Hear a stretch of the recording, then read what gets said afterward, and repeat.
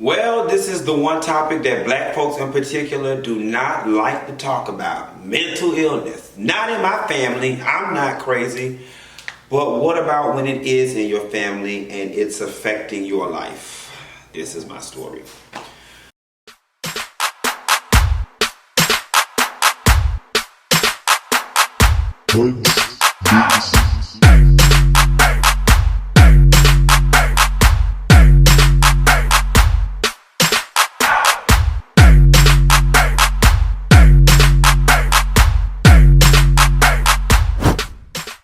Y'all, let me tell y'all about the day that I just had. So I didn't do a Yes God Action News video today, not because I'm on an extended birthday, but because I was at the courthouse trying to handle some family business in an attempt to get my brother some mental health assistance. So, y'all may not know this is a very vulnerable video for me, but I'm going to share my story because A, my family and I are still seeking resources, and B, I think that this is an opportunity to potentially help somebody else out there who may be experiencing the same thing and they don't know what to do. You know, I recently, I've come into the thought that nobody chooses to be homeless, right? And I think socially we are conditioned to disregard homeless people or people on the sides of the streets who are, you know, begging for spare change or whatever because we feel like, oh, just get a job, or oh, you're just lazy, or oh, you just want to do those drugs. And it wasn't until dealing with my brother that I've now gained a lot of compassion for homeless people because I completely understand how it happens. First and foremost, when you really just think about the structure of your life, there literally is 60 different places I could go and lay my head before it gets to the point where I am homeless on the street, holding a sign with dirty clothes on and smelling like a porta potty. Let that sink in for a moment. Let's just say, regardless of how embarrassing and how it may be and how defeated you may feel, if you legitimately got put out right now, the average person can go lay their head on their sister's floor, their cousin's floor, a co-worker's floor, an old friend from college's floor, your supervisor's floor. There's somewhere you can go lay your head so you can have some shelter and a meal. And so for a person to be on the street corner with dirty clothes on and ragged, that's not somebody with a rational mind.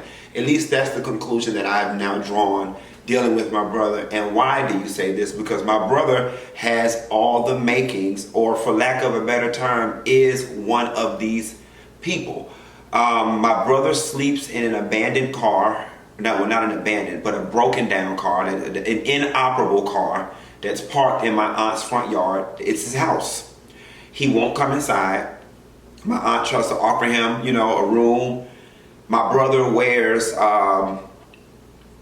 a hoodie, long sleeve hoodie, long pants, and Timberland boots in this 90-degree Miami weather, and walks up and down the street, and everybody's like, aren't you hot? And he's like, he's fine. He won't bathe. We probably are able to convince him to bathe maybe once every 3 weeks.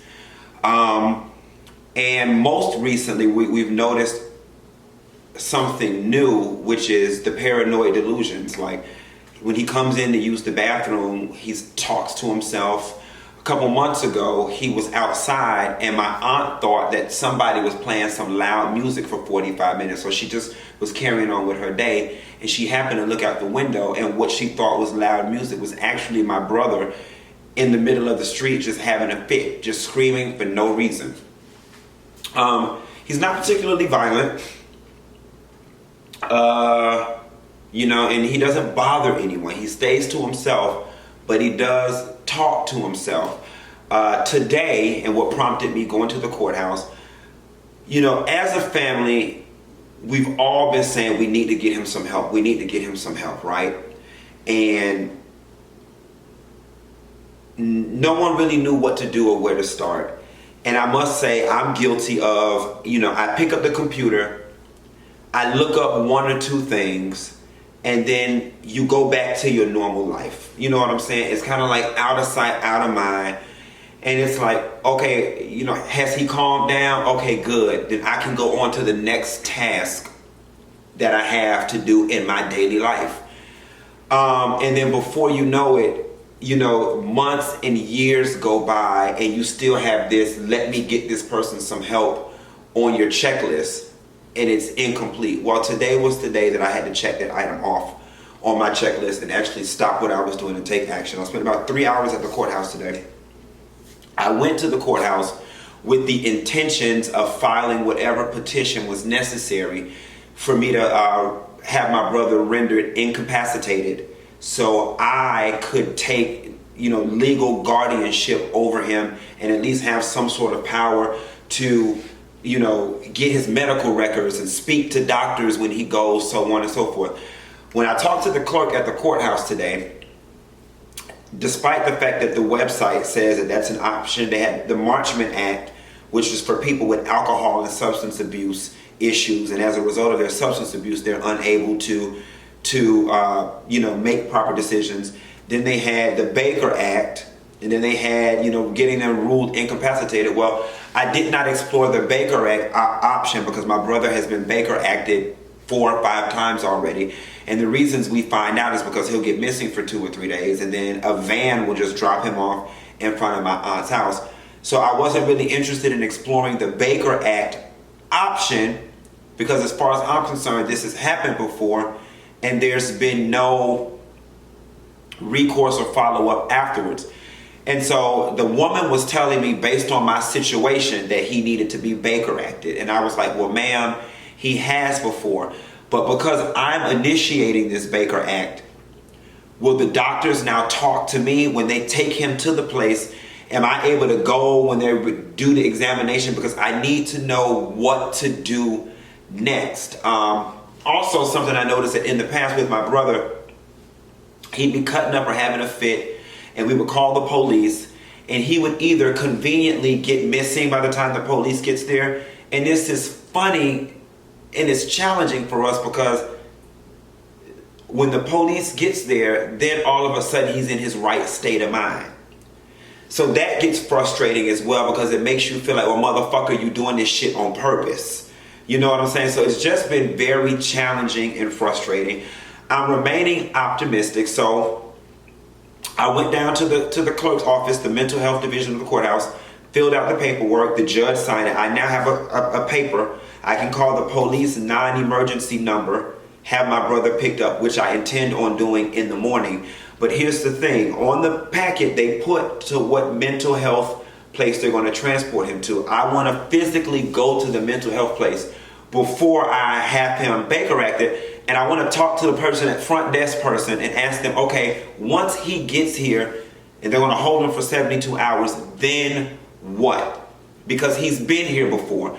And so hopefully somebody will be able to give me some instructions on what to do next. I am convinced that when he does go to the doctor tomorrow, that the doctor will find something wrong because his mental health has been steadily declining.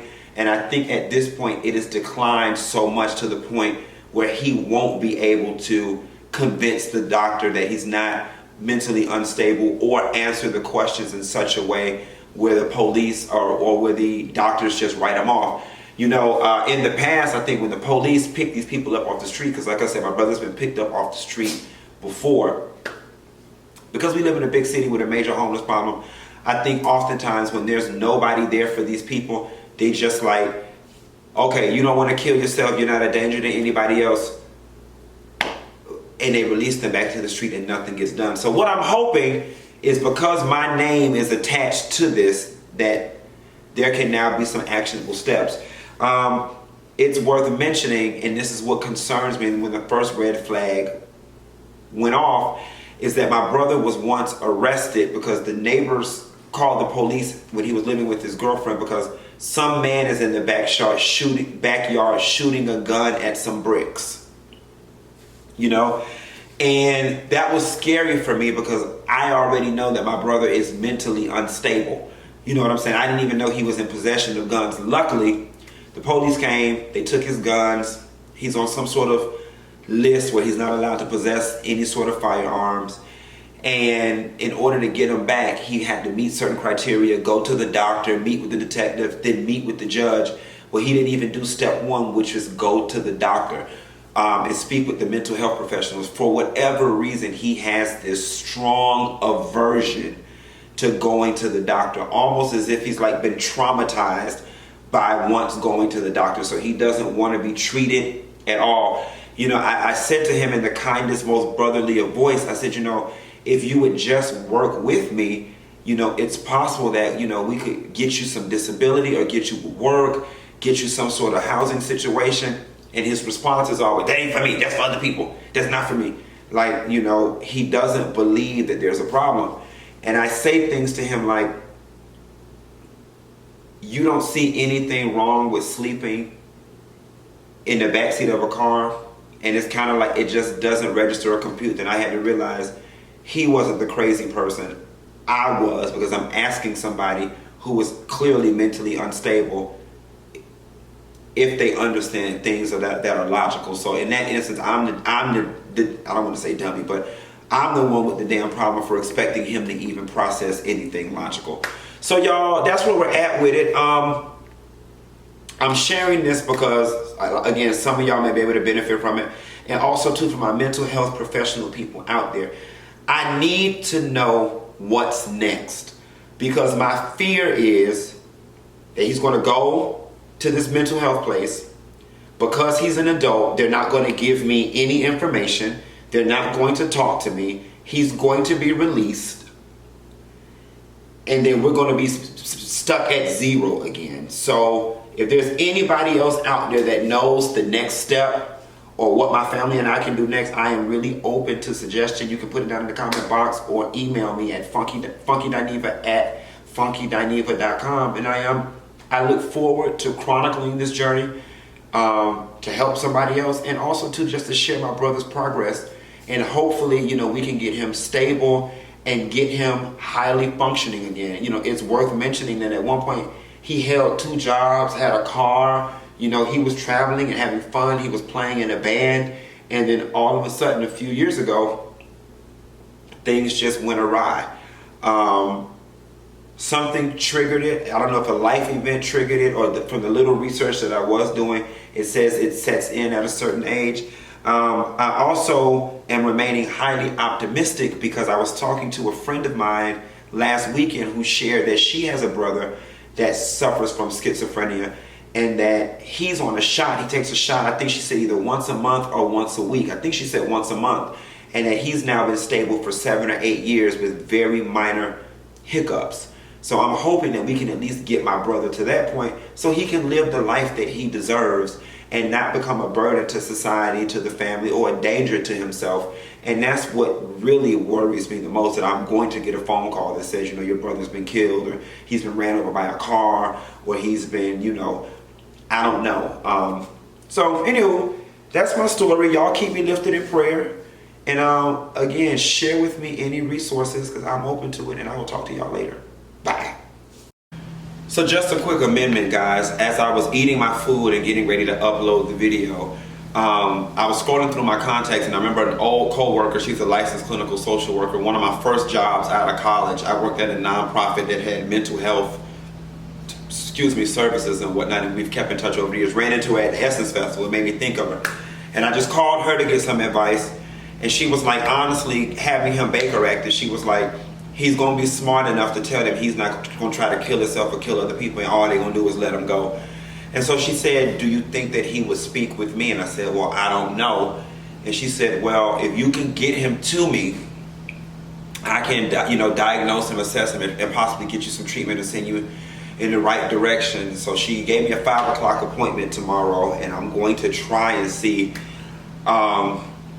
maybe if I can go that route first before having him Baker acted, because this was my concern all the while, sitting at the courthouse all day when this woman gave me this paper, and that's not even what I wanted, that we will get him Baker acted. He's already done that 5 times, and now we're back at 0, because he always finds a way to be all right when it's time to speak to the authorities or to the doctor. So anywho, just wanted to give y'all that amendment. I'm going for real this time. Bye.